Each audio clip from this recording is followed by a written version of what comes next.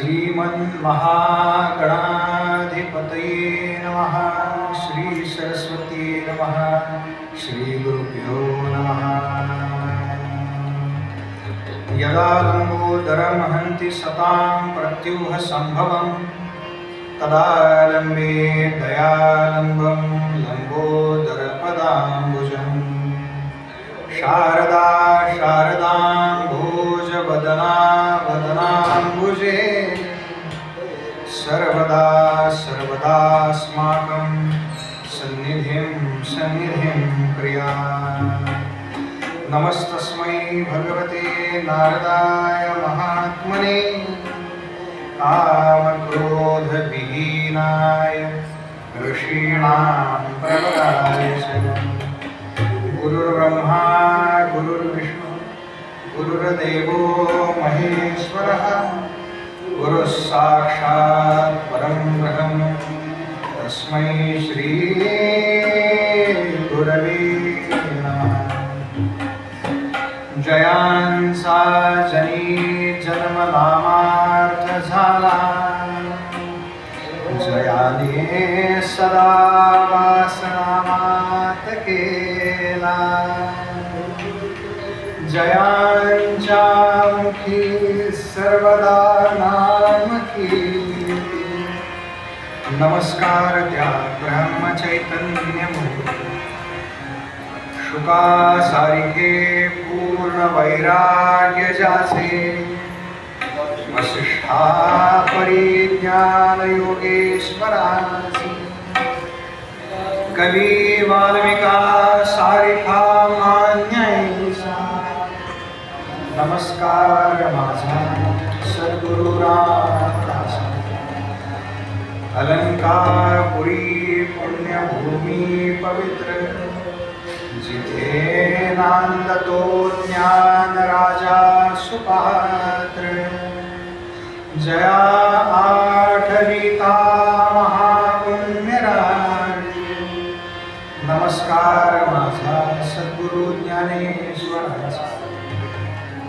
समचरण सरोजं सांद्र नीलांबुदाभं जगन्नीतपाणिं मण्डलं मण्डलानां। तरुण तुलसीमाला कंधरं कंजनेत्रं सदय धवलहासं विठ्ठलं चिन्तयामि। कैलासराणा शिवचन्द्रमौळी फणीन्द्रमाथा भ्रुकुटीर्झळाणि। कारुण्यसिन्धो भवदुःखहारी तुझ वीण शंभो मसकोरतारी। मूकं करोति वाचालं पंगुं लंघयति गिरिं यत्कृपातमहं वन्दे परमानन्दमाधवम्। आपदापहर्तारं दातारं सर्वसम्पदां लोकाभिरामं श्रीराम भूयो भूयो नमाम्यहम्। अनेन प्रियतां देवो भगवान् जानकीपतिः श्रीरामचन्द्र पूर्वेषाम् अस्माकं कुलदैवतं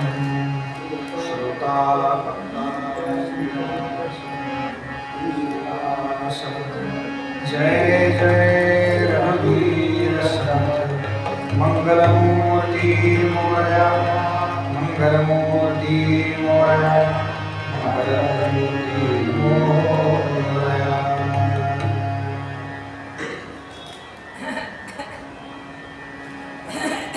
आजपासून म्हणजे आजचा धरून 5 दिवस, आजपासून पुढे 4 दिवस भगवान शिवांच्या जी 12 ज्योतिर्लिंग आहेत त्या ज्योतिर्लिंगाच्या प्राकट्याच्या कथा आपण श्रवण करणार. ही नारदांची इच्छा आहे बघा. कारण माझं काय असं 4-5 दिवसात संपत नाही, तुम्हाला माहिती आहे. आपला महिना असतो, आषाढ महिना घेतलाय बरं का. आषाढ महिन्यामध्ये मुद्दाम सांगतो, हरिपाठ जो आहे त्या हरिपाठावरती महिनाभर बोलणार. पण अचानक संस्थेतनं जयश्रीताईंचा फोन आला आणि म्हणल्या बुवा 5 दिवस कोणी नाही, म्हणजे ज्या ठरल्या होत्या त्यांना जरा वैद्यकीय कारणामुळे येता येत नाही, तर तुम्ही करा. म्हटलं काय, नारदांची इच्छा, त्याच्यामुळे मी इथे बसलो. आपण एखादी गोष्ट ठरवावी आणि त्याच्याप्रमाणे व्हावं, असं कोणाच्या तरी आयुष्यात घडलंय का? त्यामुळे ते कोणाच्याही आयुष्यात घडलेलं नाही. भगवंतांचं गोड नाम घेऊ बरं का. काय आहे, बाई मी विकत घेतला श्याम, पण त्याच्याकरता काय केलं तर जन्मभरीच्या श्वासा इतुके मोजी येले हरिनाम. त्या हरिनामानं तो प्राप्त करता येतो, मिळवता येतो, याच्याकरता त्याचं नाम घ्यावं लागतं. जय जय शंकर नमामि शंकर. म्हणा जय जय शंकर, जय जय शंकर नमामि शंकर.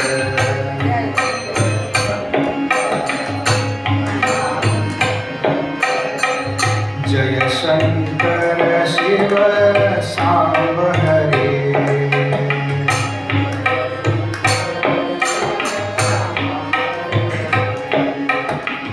जय शंकर शिव सांब हरे.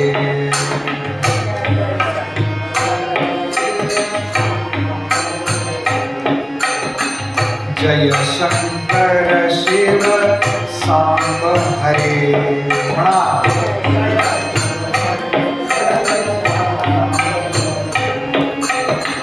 जय शंकर शिव सांब हरे.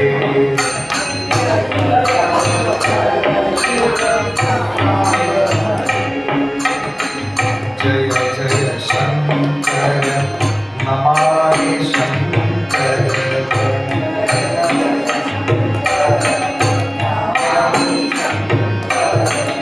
जय जय शंकर नमामि शंकर.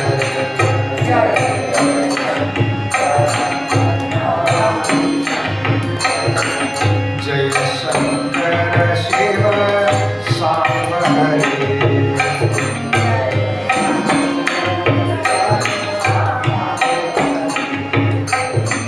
जय शंकर शिव सांब हरे.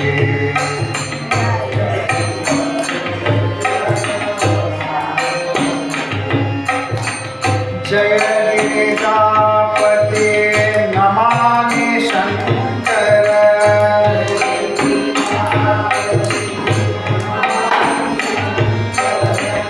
जय गिरिजापते नमामि शंकर.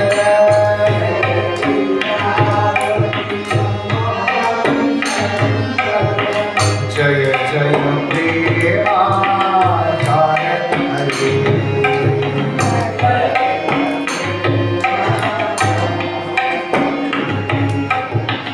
जय जय प्रेमाधार हरे.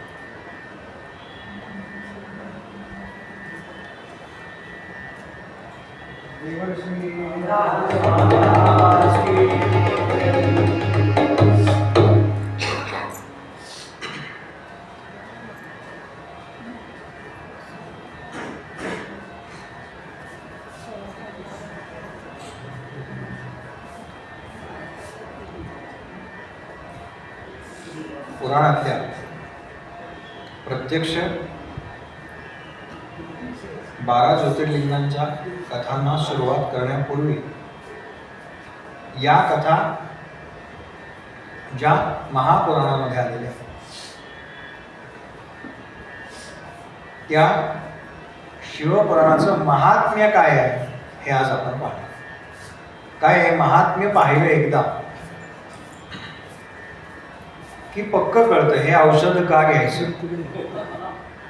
डॉक्टरांनी सांगितलं की नाही हे घ्या काय होईल यानं पहिला प्रश्न असतो आपला. आपण आजारी पडलो हे विसरतो बरं का.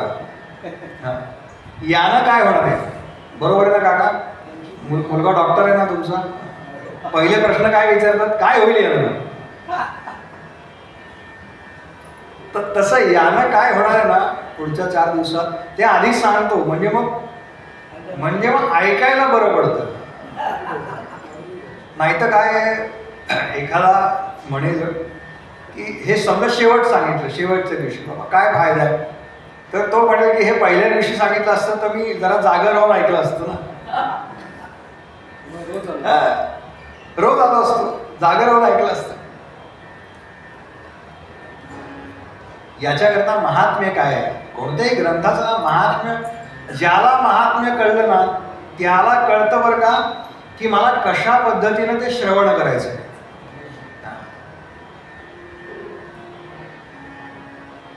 मला एखादी गोष्ट हवी. आपण शाळेत का जातो. अप्राप्य वस्तू प्राप्य करण्याकरता आपण शिक्षण घेतो बरोबर आहे का नाही.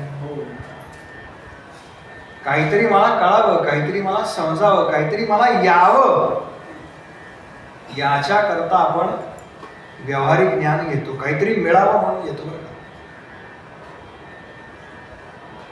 पण ईश्वरीय ज्ञान जर घ्यायचं असेल त्या जो परमार्थ असं म्हणतो आपण. वास्तविक परमार्थ म्हणजे नेमकं काय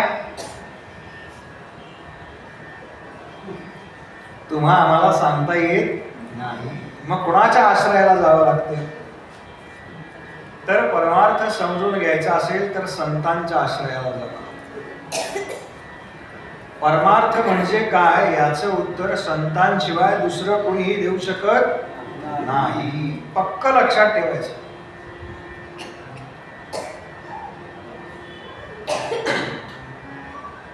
मग हे संतांनी कुठून घेतलं नाही का.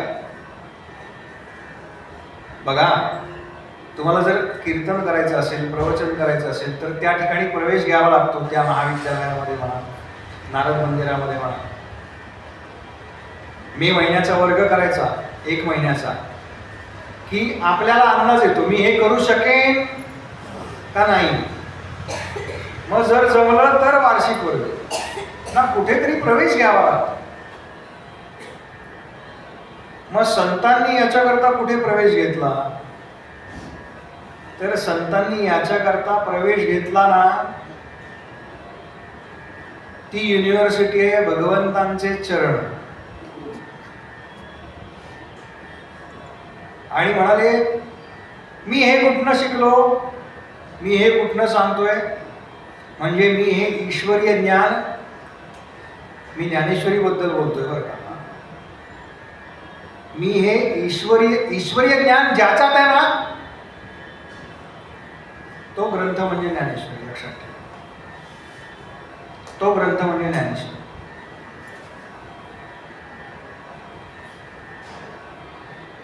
समजते का हो ज्ञानेश्वरी. अहो ज्ञानेश्वरी बद्दल संत म्हणाले एक तरी ओवी अनुभवावी.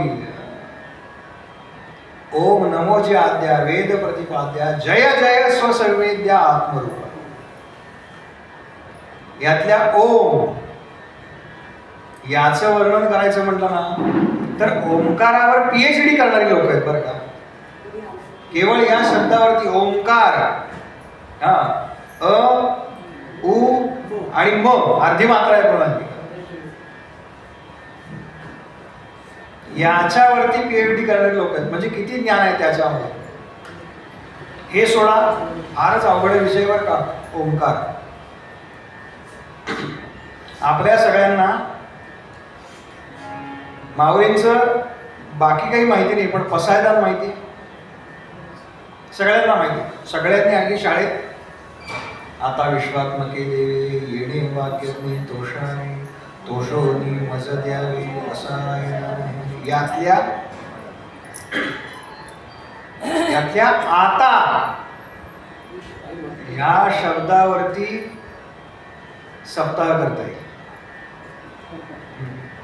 आता म्हणजे नेमकं केव्हा. बघा आपण व्यवहारामध्ये सांगतो, मी आता तुला सांगतोय. आता म्हणजे मी तुझ्या आधी 30-40 पावसाळे पाहिले, त्याचा अनुभव माझ्या गाठीशी आहे, तेव्हा आता मी तुला सांगतो. किती अर्थ आहे त्या आता मध्ये. किंवा काहीच नाहीये तरी सुद्धा आता आपण असं करूया का, दोन्ही वेळेला. माऊली म्हणाल्या हे सगळं सांगून झालंय.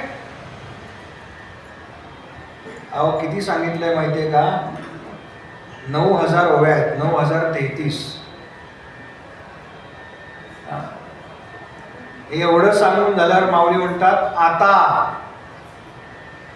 म्हणजे आता जर समजून घ्यायचं असेल तर त्याच्या आधी त्या 9033 ओव्या समजावून घेतल्या पाहिजे.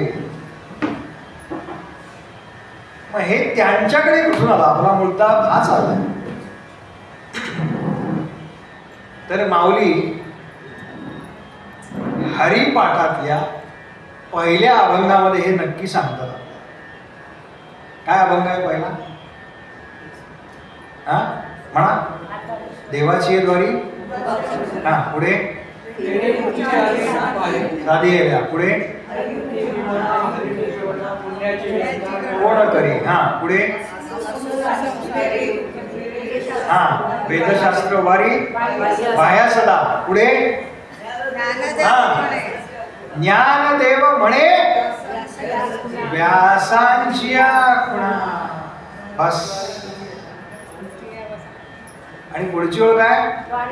द्वारकेचा राणा. यातल्या व्यासांच्या खुणा कुठल्या? हा ज्ञानदेव म्हणे व्यासाची खुणे द्वारकेचे राणे पांडव. मग व्यासांच्या खुणा कुठल्या? तर व्यासांनी जी 18 पुराण लिहिली आहेत ना. आज आपल्याला व्यासांना भेटणं शक्य आहे का? म्हणजे समोर मंदिर आहे, पण मंदिरामधली जी मूर्त आहे ना ती काही सांगू शकणार नाही ना आपल्याला. ज्ञान सजीव नाही.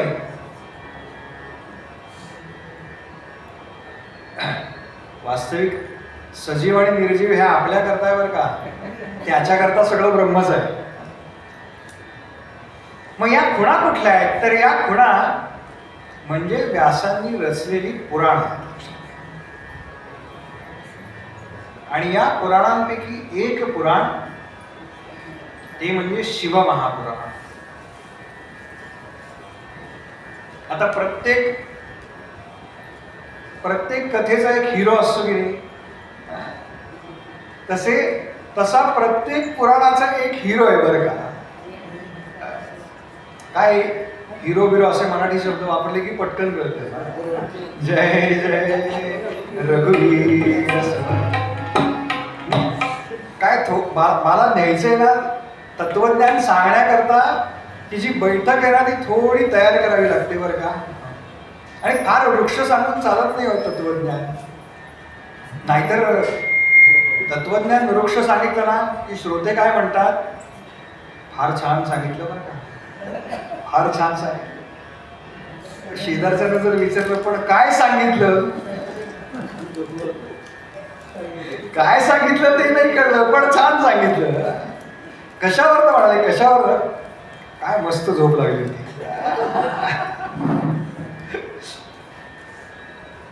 परवा भोगावला कार्यक्रम झाला बरं का, भोगावला कीर्तन झालं माझं.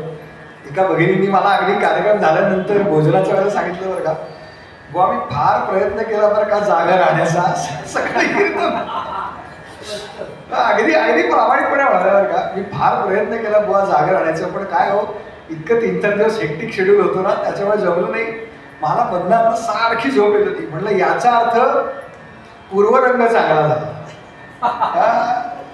तर तत्वज्ञानपूर्वक झाला ना की यायलाच पाहिजे. सत्य आहे बघा. असं शिवमहापुराण आहे.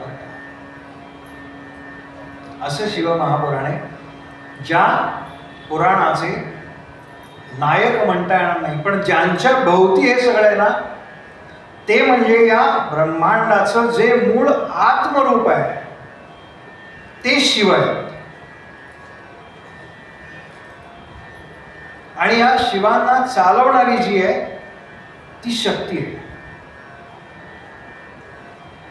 आपल्यामध्ये ते दोन्ही आहे, म्हणून आपण आत्ता आहोत. आहे की नाही? आपल्यामध्ये शिवांचा सुद्धा वास आहे.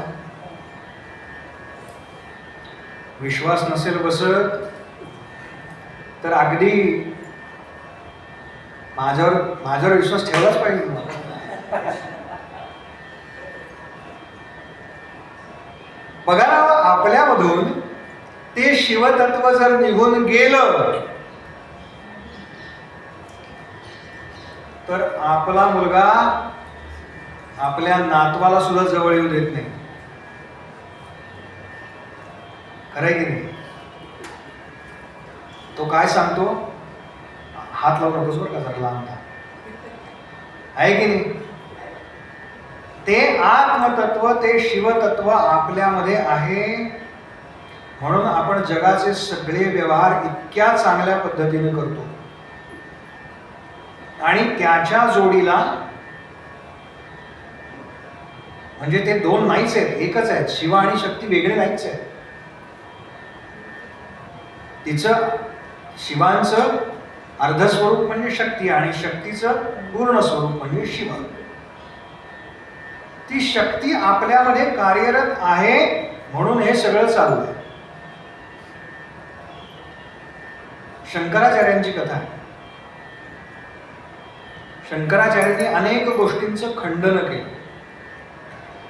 तसं एकदा शंकराचार्य शक्ती या तत्वाचं खंडन करायला चालले होते.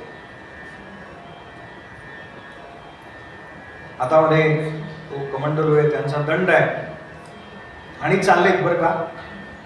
मोठी सभा बोलवली होती त्यांनी आणि म्हणाले मी खंडन करून दाखवतो.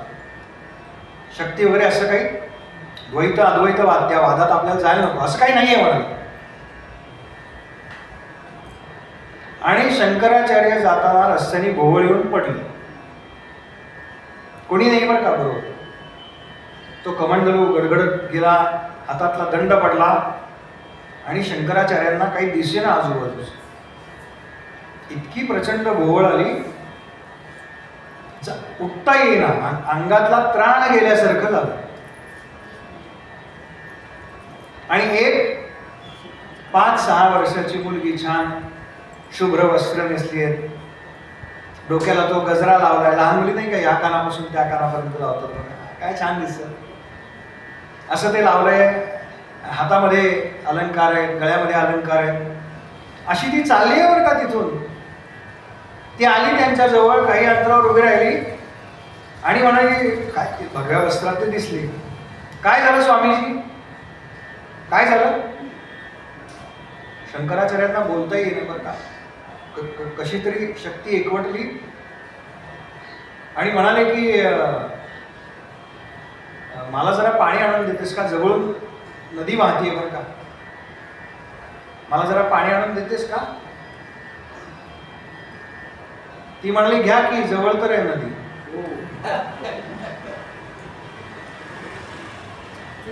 त्यात काय म्हणाले, उठायचं, तुमचा कमंडल उचलायचा आणि पाणी घ्यायचं, एवढं काय त्याच्यात.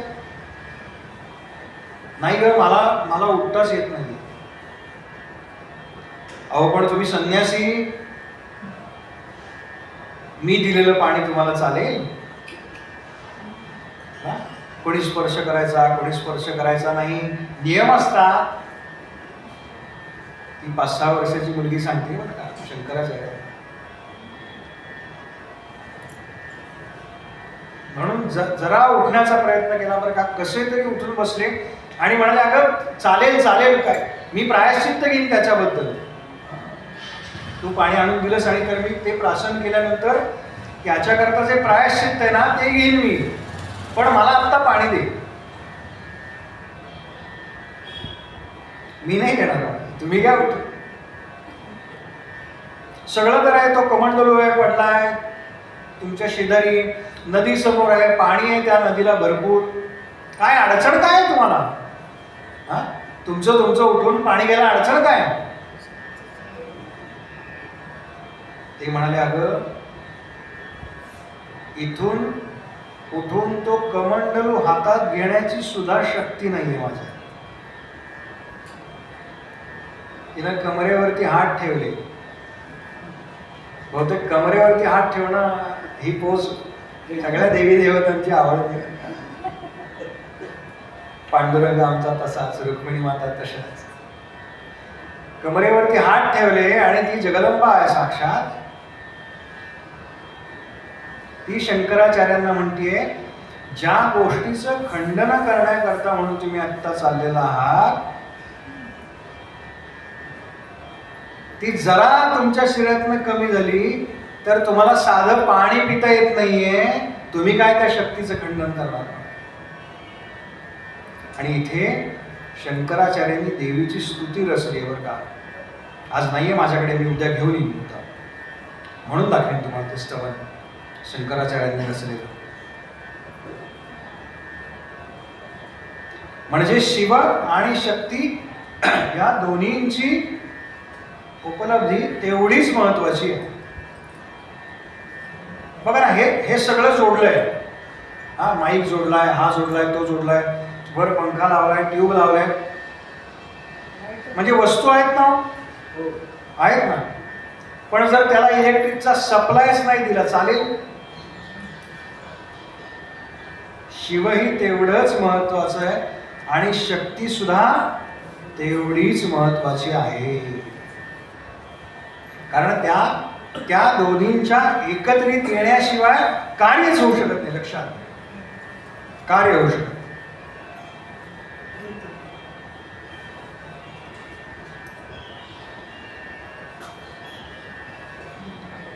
24,000 श्लोकांचा एकूण मोठा ग्रंथ आहे बरं.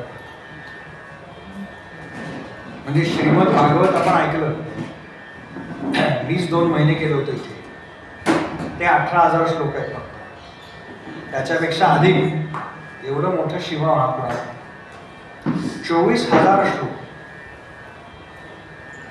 एक गंमत सांगू का? अजून आत्ताच माझ्या लक्षात आली. शिवांचे आराध्य कोण आहेत? प्रभू रामचंद्र. आणि रामचंद्रांचे आराध्य कोण आहेत? शिव. आराध्य म्हणजे आपण ज्याची पूजा, आपण ज्याची आराधना करतो तो आपला आराध्य झाला. रामचंद्रांचे आराध्य महादेव आहेत आणि महादेवांचे आराध्य प्रभू रामचंद्र आहेत. शिव महापुराण 24,000 श्लोकांचं आहे आणि रामायण सुद्धा 24,000 श्लोकांचंच आहे. काय योगायोग आहे ना, विलक्षण. हा योगायोग आहे बरं का, लक्षात.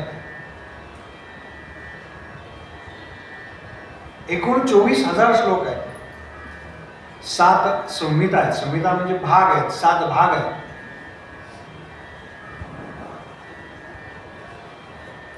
आणि आपल्याला माहिती आहे सगळ्या पुराणांची सुरुवात नाही का, ऋषीमुनी जमलेत, सकाळच्या वेळेला यज्ञ याग आहे, दुपारच्या वेळेला भोजन झालं की विश्रांती.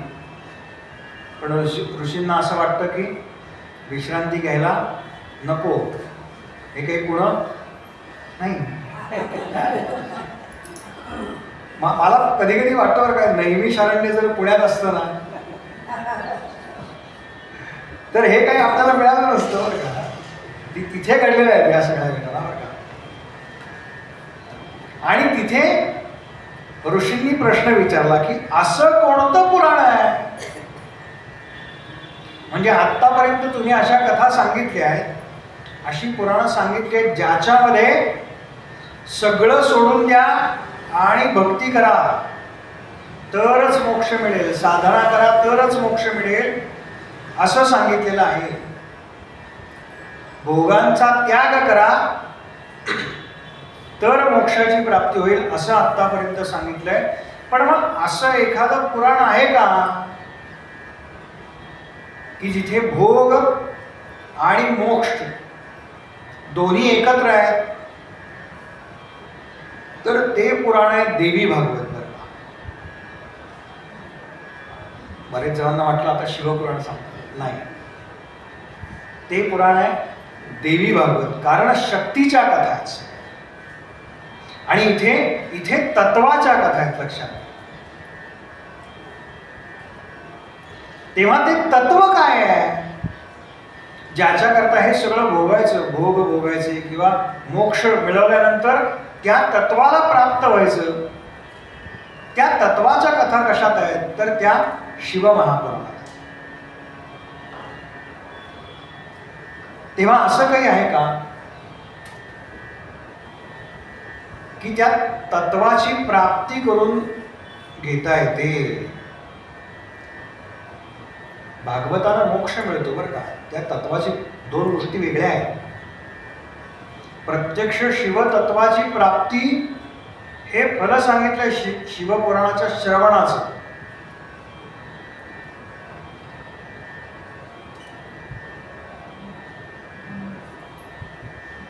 तर पुराण सांगण्याला प्रारंभ करण्यापूर्वी ते म्हणाले याचं महात्म्य काय आहे हे सांगतो.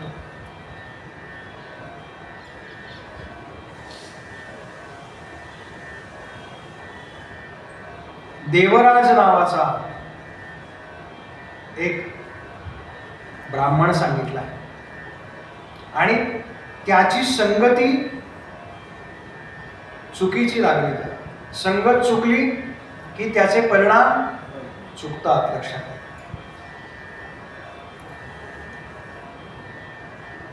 रावण काय कमी ज्ञानी होता का? कंसामध्ये काय कमी ताकद होती? पण मित्र कोण होते यांचे? संगत चुकली की त्याचे परिणाम चुकतात. असंच याचं झालं.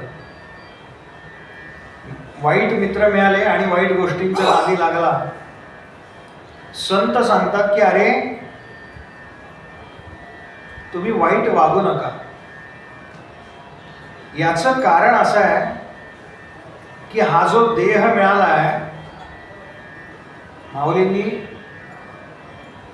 3 गोष्टी दुर्लभ सांगितल्या आहेत. श्लोक आहे असा, दुर्लभम त्रयमेवैतत् दैवानुग्रह हैतुकम मनुष्यत्वम मुमुक्षुत्वम महापुरुष संश्रयः. दुर्लभुरे दुर्लभुरे दुर्लभू. काय? मनुष्यत्वम. आपल्या सगळ्यांना मानव देह मिळाला, पण आपण काय केलं याचं? देह हा वरचा आहे बरं का, वरवरचा. इथे येण्यापूर्वी आपण आरशात पाहून येतो की नाही? बुवांसकट सगळे. बुवा तर इथे आल्यानंतर पागोटा व्यवस्थित बसलंय का नाही, कसं दिसेल ते व्हिडिओ चाललाय. हे का? तर माझा देह नीट राहावा म्हणून. पण मग ज्याच्या जीवावर हा देह इतका उत्तम राहिला आहे, तो आतला जो आहे तो चांगला राहावा, तो शुद्ध राहावा म्हणून मी काय करतो? तर म्हणून आपण ज्या काही वेगवेगळ्या साधना करतो ना, जप जाप्य ध्यान धारणा, काय कोणी माळा आवडतं, कोणी स्तोत्र म्हणतो, ते त्याच्या करताय बरं का.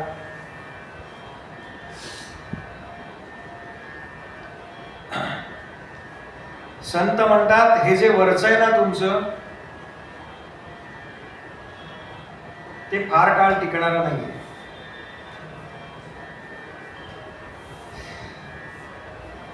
ते कशासारखं आहे तर ते चादरी सारखं आहे म्हणा.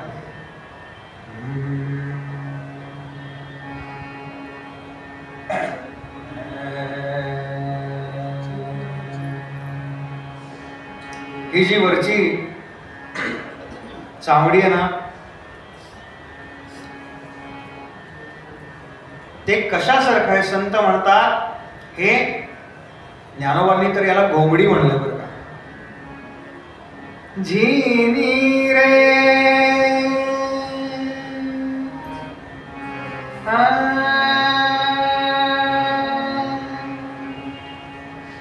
झिनी रे झिनी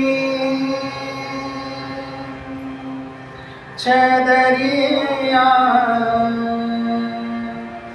झिनी रे झिनी चदरिया झिनी रे झिनी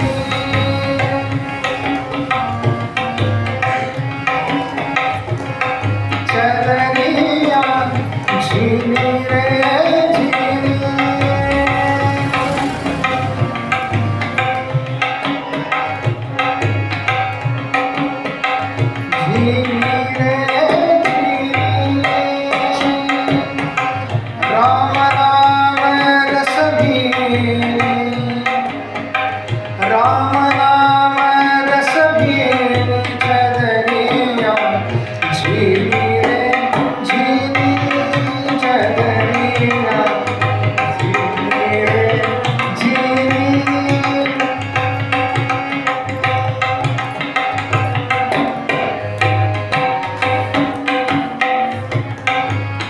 चादर आहे ना,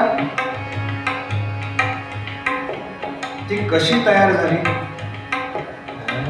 अष्टकबल का चरखा बनाया, अष्टकबल का चरखा बनाया, पंचतत्व की पूरी. आपण ज्या अष्टधा प्रकृती म्हणतो ना, त्यानं हे सगळं तयार झालं आहे. अष्टकबल का चरखा बनाया, अष्टकबल का चरखा बनाया, पंचतत्व की पूरी, पंचतत्व की पूरी.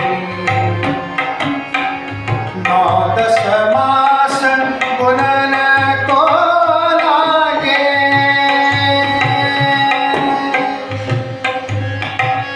आईच्या गर्भामध्ये प्रवेश केल्यानंतर एक सगळ्या गोष्टी एकत्र होतात.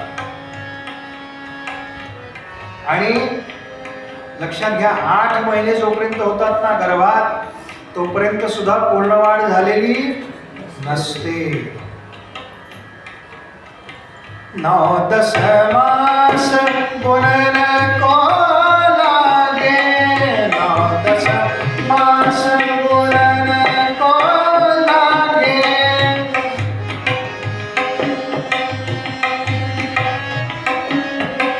मास गुणन को लागे.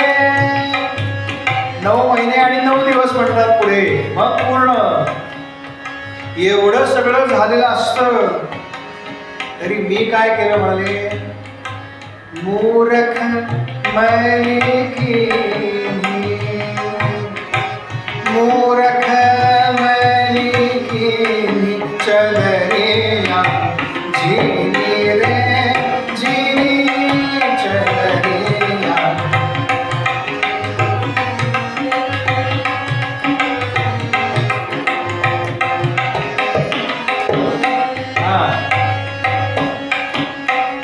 जब मुझे चादर बन घर आ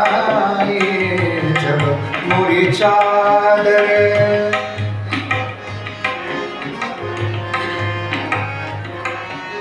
हे सगळं तयार झालं आतमध्ये की काय चाललेलं असतं, जेव्हा हार्टबीट्स चालू होतात ना, नाही का, ते आता बघतात बघा, हा हार्टबीट्स लागतात का, काही जाणवते हालचाल, विचारतात ना डॉक्टर, तेव्हा श्वास चालू होतो बरं का. पण तो मातेने जो घेतलाय ना त्याच्या आधारावरती आहे. आणि मग कोणाच्या आधारावरती आहोत आपण, किंवा कोणाच्या तरी आधारावरती आहोत आपण, मग आपण कोण आहोत, तर तो जीव म्हणतो सोहम. तो जीव म्हणतो सोहम. आणि भगवंत म्हणतो अरे हा याला कळलंय बरं का, सो हम सो हम, म्हणजे ते परमात्म तत्व मीच आहे, ते आत्मतत्व मीच आहे. मग याला जर माहिती आहे तर याला इथनं बाहेर काढलं पाहिजे. चालू ठेवा. मग याला बाहेर काढलं पाहिजे. मग ती वेळ येते जेव्हा त्याला बाहेर काढलं जातं त्या जीवाला, आणि बाहेर काढल्या काढल्या तो काय म्हणतो, कोहम. 9-10 मास बोलन को लागे, 9-10 मास बोलन को लागे, मूर्ख मनी कीनी, मूर्ख मनी कीनी चदरिया, झीली रे झीली चदरिया, झीली रे झीली झीली रे झीली झीली रे झीली.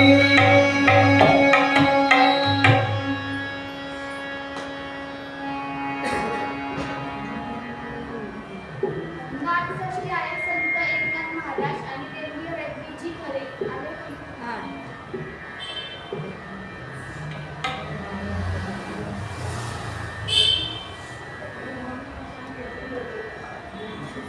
आज नाथ षष्ठी आहे बघा. आजचा दिवस पण फार योगायोग आहे.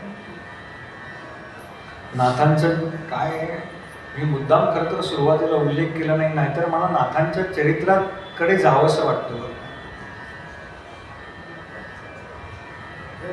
नाथ एकनाथ महाराज हे सर्वार्थानं श्रीमंत संत आहेत बरं का. म्हणजे आपण संतांची एकूण चरित्र पाहिली ना तर संत असे लौकिकात काही श्रीमंत वगैरे नव्हते बरं का. म्हणजे माऊलींचा आळंदीमध्ये साधा 1 BHK सुद्धा नाही.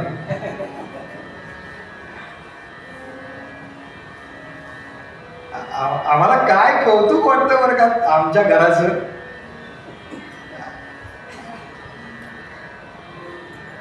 माऊलींचं घर केवढं आहे सांगू का, हे विश्वची माझे घर.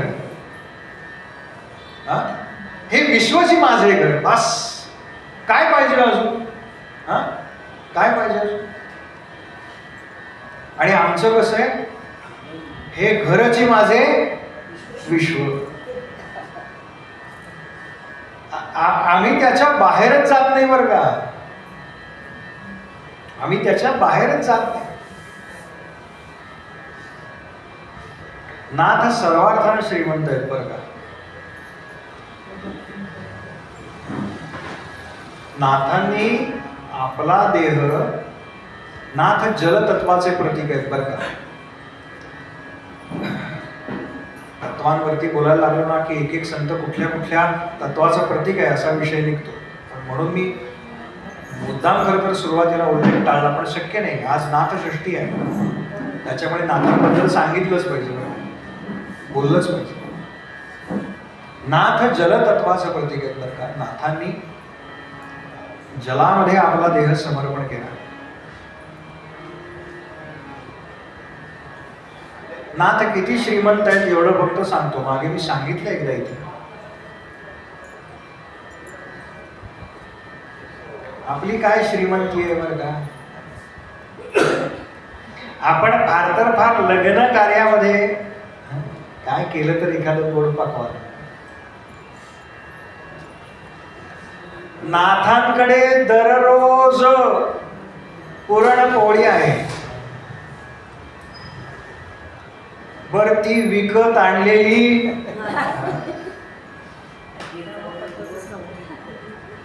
आहे का आपली हिंमत कोणाची.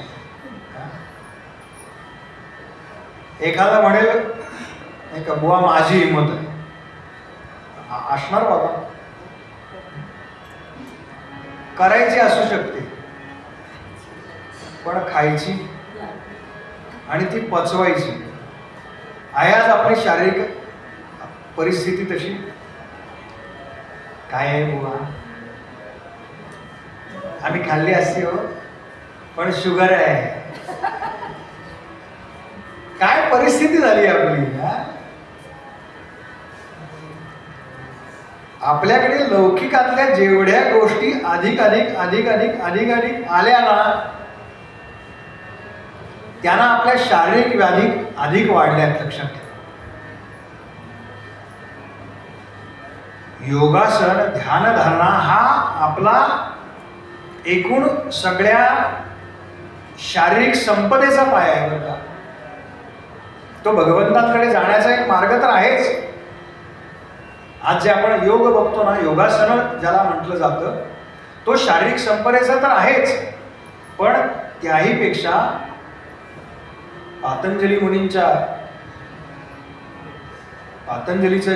पातंजलींचं जे योगशास्त्र आहे ना त्याच्यावरती ध्यान हा विषय मुख्य सांगितला आहे आणि त्या आधारानं सगळं सांगितलेलं आहे. नाथांच्याकडे दररोज पुरणपोळी आहे.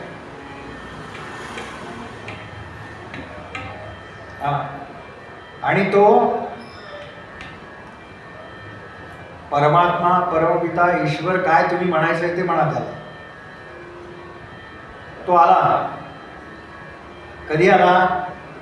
नाथांचं नुकतंच विष्णू सहस्रनाम संपलं होतं. ओम विश्वं विष्णुर्वषट्कारो भूत भव्य भवत् प्रभु भूतकृत भूत भूतभावो भूतात्मा भूतभावना भूतात्मा परमात्मा च मुक्तानां परमागति अव्ययः पुरुषः साक्षी क्षेत्रज्ञोऽक्षर एव च योगो योग विदान्नेता प्रधान पुरुषेश्वरा. घाबरू नका. सगळं म्हणणार नाही. माझं पाठ आहे. नुकतंच विष्णू सहस्त्रनाम संपलं आणि हा दारात उभा. का आला होता. का आले होते भगवंत. तर नाथांनी अन्नछत्र चालू केलं होतं आणि अन्नछत्रामध्ये बाकी सगळ्याकरता माणसं मिळाली. अन्नछत्रामध्ये प्रमुख गोष्ट आहे ती म्हणजे प्यायचं पाणी पाहिजे. स्वयंपाकाचं पाणी पाहिजे. त्याला माणूस मिळेना. नाथ म्हणाले डबल पगार देतो. नको म्हणाले. म्हणून नाथ स्वतः नदीवरती जायचे आणि कावडीनं पाणी भरून आणायचे. पैठणला जर गेला असाल तर नाथांचा वाडा पाहिला तर आपल्याला लक्षात येईल किती अंतर आहे आणि किती चढ आहे तो. हा उभा राहिला हात जोडून आणि म्हणाले नाथ महाराज आपणच ना. नाथ म्हणाले ते महाराज का काय माहिती नाही पण एकनाथ मीच. हा मनात म्हणाला मी पण एकनाथच. कोण आपण. नाथ सलगीने बोलतात बरं का. कोण आपण. यानं विचार केला जर खरं नाव सांगितलं तर लगेच पकडतील. म्हणाले का. आत्ताच माझी 1000 नावं उच्चारून झालीत म्हटले. नुकतंच विष्णू सहस्रनाम संपलंय, सगळी नावं म्हणून झालेली आहे, अगदी सहज ओळखतील म्हणून नाव सांगितलं श्रीखंड्या, ओळखू नये म्हणून. त्यातल्या त्यात गोड पदार्थ की नाही वाटले. श्रीखंड, श्रीखंड्या. काय काही नाही, काम हवंय म्हणा. काय काम कराल तुम्ही सांगाल ते करेल.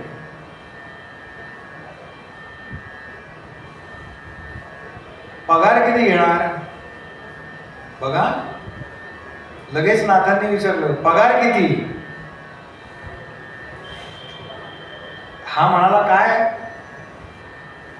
2 वेळेला जेवणार म्हणाला, तुमच्याकडेच राहणार, कशाला लागतंय मला काही. नाही नाही म्हणाले, नंतर नाही चालणार. हा काय द्याल ते घेईन म्हणाला. बघा हो हो काय तुम्ही द्याल ते म्हणाला.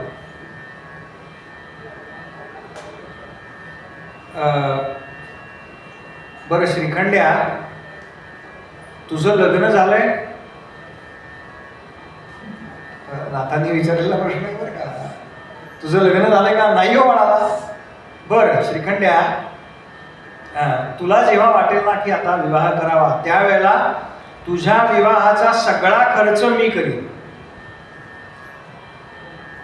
बघा, आपली एक वेळेस दररोज पुरणपोळी करण्याची ताकद आहे, ती खाण्याची पण ताकद होऊ शकते. पण भगवंतांच्या विवाहाचा खर्च करण्याची ताकद आहे आपल्यात. हा, ती नाथांची आहे आमच्या. काय म्हणून मी म्हणाला सगळ्या अर्थानं श्रीमंत आहेत. नाथांच्या चरित्रामध्ये हा प्रसंग आहे बरं का. नाथांनी त्याला कबूल केलंय, तुझ्या विवाहाचा खर्च मी करीन. आणि हा नाथांकडे कामाला लागला अगदी प्रामाणिकपणे. आज सुद्धा भगवंतांनी कावड उलटी केल्याशिवाय तो रांजण भरत नाही, तो रांजण भरत नाही बरं का. आज सुद्धा हजारोंच्या संख्येने घेऊन येतात आणि घागरी उलट्या होतात पण नाही भरत. जेव्हा ती श्रीखंड्याची गागर पडते ना, तेव्हा तो रांजण भरतो बरं का. तसं पाहायला गेलं तर फार मोठा नाही आहे, पण आज सुद्धा भगवंत नाथांच्या सेवेमध्ये लक्षात. काय ताकद आहे संतांची, काय ताकद. आणि मग मधला सगळा प्रसंग आपल्याला माहिती आहे. मला शेवटाकडे जायचंय नाथांच्या. ज्यावेळेला तो ब्राह्मणाला आणि मला दर्शन घडवा, तुमच्याकडे श्रीखंड्या रूपाने भगवंत राहतायत, तेव्हा श्रीखंड्या तर आधीच गेले होते, त्या ठिकाणून गुप्त झाले होते. तेव्हा नाथांनी आपल्या पूजेमधली जी मूर्ती होती ना भगवंतांची, तिथे बसून, मंदिरामध्ये बसून, आपल्या देवघरासमोर बसून म्हणाले मला दर्शन घ्यायचंय बरं का, पुन्हा एकदा तुझं दर्शन घ्यायचंय श्रीखंड्या रूपावर. तर तिथून भगवंत प्रकट झाले असा उल्लेख आहे.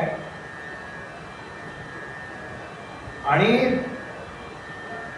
जात असताना नाथांना म्हणजे दर्शन दिलं, आशीर्वाद दिला आणि एकदम नाथांच्या लक्षात आलं, अरे मी सांगितलं होतं की तुझ्या विवाहाचा खर्च करीन, मी शब्द दिलाय. नाथांनी विचारलं भगवंता, मी शब्द देऊन बसलो तुम्हाला. तेव्हा भगवंतांनी सांगितलं, नाथ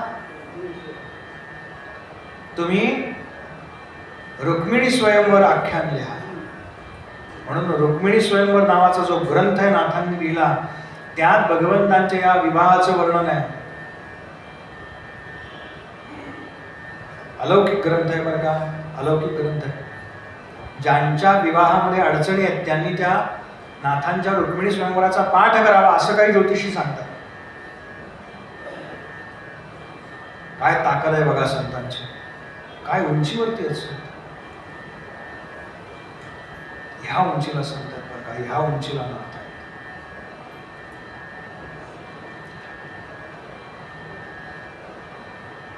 अशा नाथांनी आज नाथ षष्ठीला गंगेमध्ये आपला देह जलतत्वामध्ये विलीन केला बरं का. नाथांनी देह ठेवल्याच्या सुद्धा अनेक कथा आहेत. याचा विस्तार आज योग्य होणार नाही. तेव्हा कथा चालली आहे की त्या शक्ती तत्वाबद्दल तुम्ही आम्हाला सांगितलं. आता ते जे मूळ तत्व आहे शिवतत्व त्याच्याबद्दल सांगा.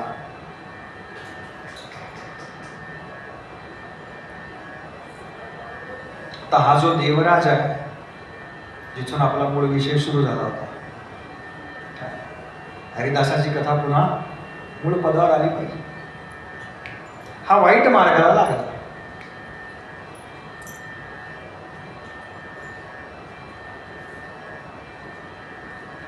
किती वाईट, तर त्याची वर्णनं सगळी आहेत पुराणामध्ये. आणि हा वेश्यागमन करू लागला.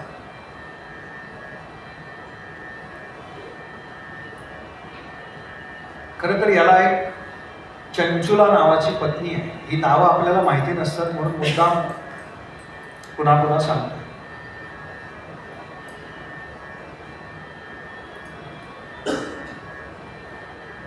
बिंदुग आणि चंचुला असं त्यांचं नाव सांगितलं.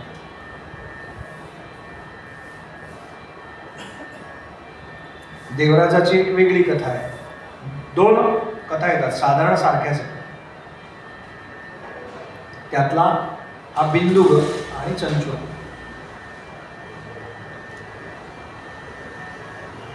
बरं, तिला माहिती नाही बरं का की आपला पती असं काही करतोय. तिला जेव्हा हे समजलं की आपला पती असा करतोय, ती पण वयात आली यथाकाल. आणि शरीराच्या म्हणून काही गरजा आहेत म्हणून तिनं काय केलं, तिनं परपुरुषाबरोबर संबंध ठेवले. पुराणातलं जे आहे तेच मी सांगतो बरं. आणि हे त्या बिंदुगाला कळलं. त्यानं काय केलं,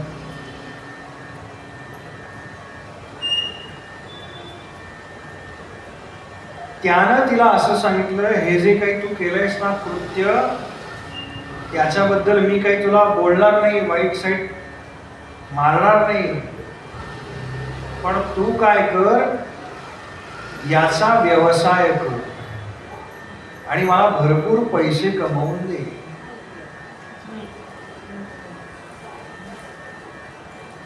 किती खालच्या थराला गेलाय बघा. म्हणजे किती खालच्या थराला.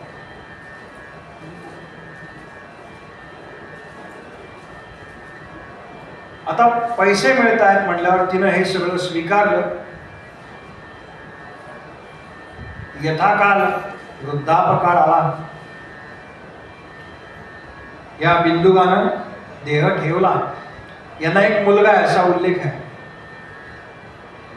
यानं जसा देह ठेवला तसं काही काळ झाल्यानंतर त्या मुलानं त्या चंचुलेला घरातून हाकलून दिलं.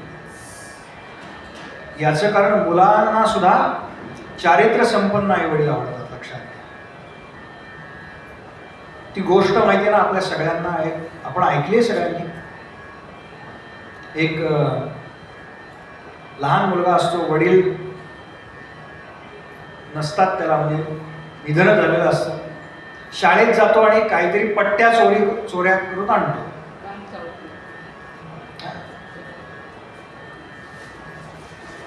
शाळेतनं तक्रार येते, तुमच्या मुलाने असं असं केलंय. नाही, माझ्या मुलाने काही केलं नाही. ती पाठीशी घालते. आई आपल्याला पाठीशी घालते असं जेव्हा मुलाच्या लक्षात येतं, तेव्हा काय पट्टी, मग पेन्सिल, मग खोडरबर, मग पैसे, असं करत वाढत वाढत वाढत वाढत वाढत जातं. आणि हा मोठा दरोडेखोर होतो. आणि जेव्हा तो पोलिसांकडून पकडला जातो आणि न्यायालयामध्ये उभा केला जातो, त्याला शिक्षा सुनावली जाते. फाशीची शिक्षा होते असा उल्लेख आहे. खून करतो कोणाचा तरी पैसा करता. तेव्हा तो आईला भेटतो. आई म्हातारी झालेली असते. त्याचे हात काय बेड्यांनी बांधलेले असतात मागे. आणि तो म्हणतो, आई मला तुला फार महत्वाचं सांगायचं, कान कर इकडे. म्हणून तो आईचा कान जोरात चावतो आणि असा पिरगाळतो उठत त्या दातामध्ये धरून. आई म्हणते, हे तू काय केलंस, हे तू काय केलंस आत्ता? तो म्हणतो, आई ज्या वेळेला मी आयुष्यात पहिली चोरी केली ना, तेव्हा तू जे करायला पाहिजे होतंस ना, ते मी आत्ता करतो. तू त्याच वेळेला जर माझा कान धरला असतास ना, तर मी आज या मार्गाला लागलो नसतो. हे मला कळलं, पण इतक्या उशिरा कळलं की आता त्याचा उपयोग नाही. लक्षात घ्या, चारित्र्य संपन्न जर पुढची पिढी घडवायची असेल तर त्याची सुरुवात फार अलीकडे करावी लागते, फार अलीकडे करावी. यानं आईला हाकलून दिलं आणि आता ही चंचला वयोवृद्ध झाली आहे, ती हिंडती आहे. बघा, असे जे लोक असतात ना, हे बहुतेक वेळा आपल्याला म्हणजे घरातून हाकलून दिलेले वगैरे हे मंदिरांच्या आसपास दिसतात. बघा, भीक मागताना कोणी काही खायला दिलं तर खातात. बरं, मंदिरात येणारे लोक सुद्धा काय करतात, त्यांना काहीतरी देतात का? त्यांना असं वाटतं चुकून देव वगैरे असलं तर याच्यात काय, हा कोण कोण असेल सांगता येत नाही, आपलं बरं दिलेलं. म्हणून काही ना काहीतरी देतात बरं का, त्याच्यावरती यांचा उदरनिर्वाह चालतो. आणि ही चंचुला ज्या मंदिराबाहेर आली आहे, मंदिराबाहेर बसली आहे, ते योगायोगानं शिव मंदिर आहे. आणि त्या शिव मंदिरामध्ये एक पुराणिक बुवा शिवपुराण सांगताय आणि ही बाहेर बसून ऐकतीये. काय जे काही कानावर पडेल तेवढं ऐकायचं. आणि तिनं ते कशा पद्धतीनं ऐकलंय बरं का, तर एखाद्यानं पाप केलं तर त्याचं काय प्रायश्चित्त भोगावं लागतं, कोणता नरकवास भोगावा लागतो, काय यातना भोगाव्या लागतात, हे जेव्हा ते पुराणिक बुवा सांगतायत तेव्हा तिच्या समोर आपण केलेल्या सगळ्या पापांचं चित्र उभं राहिलं पुढे.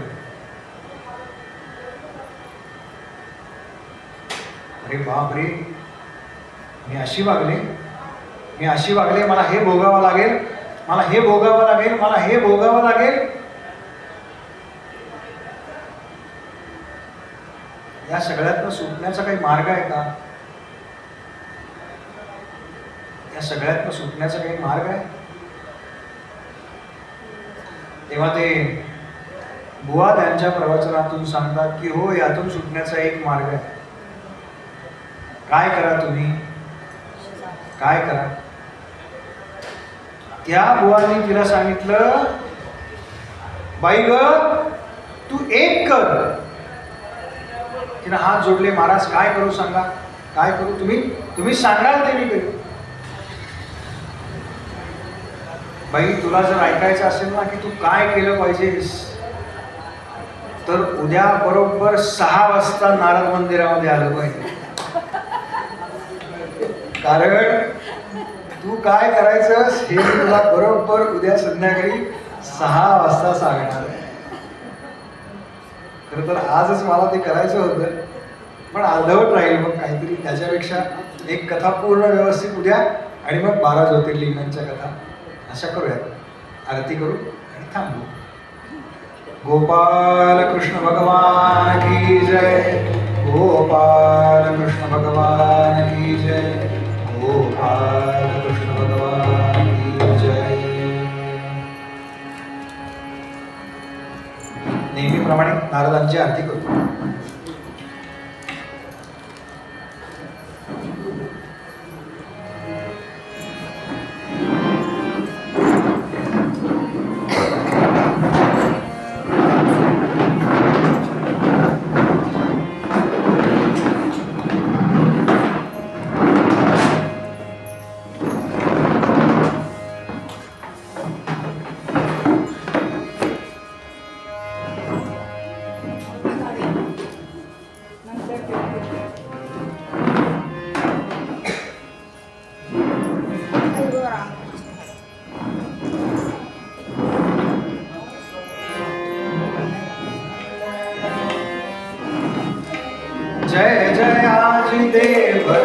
कृष्णायता कीर्तन आचार्य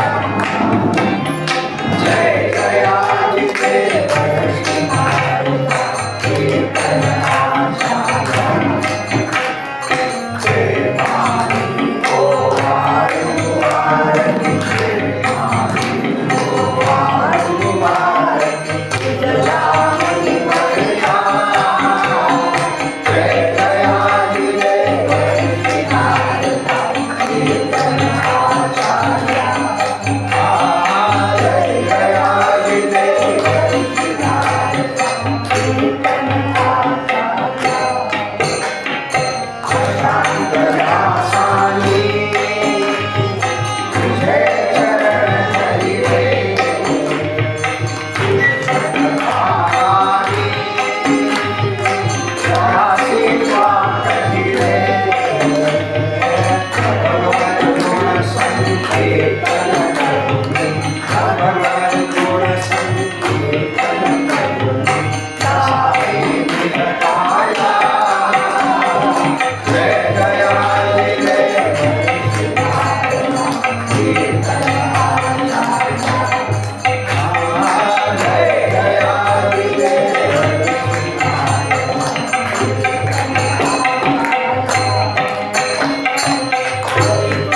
तव वचना ग्रहणीयेवा कृष्णकथारसतो भारवती कपिला दर्शन देता परमात्मा दर्शन देता परमात्मा शांतदास चलिया जय जयादिदेव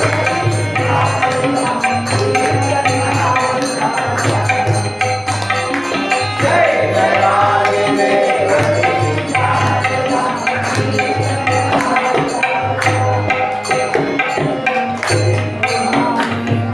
वायु आरती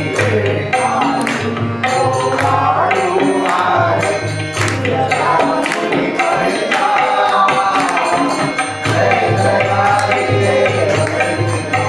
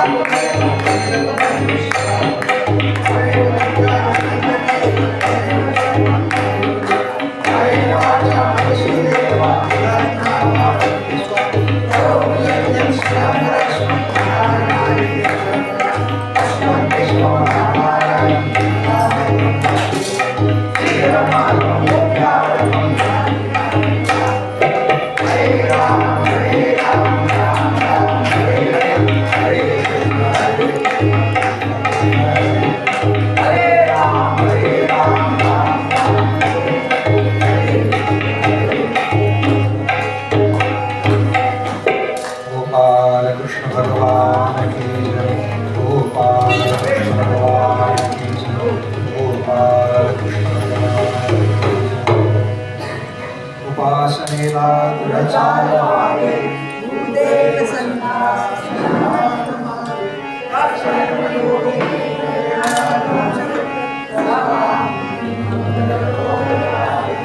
जय जय रघुवीर संन्यास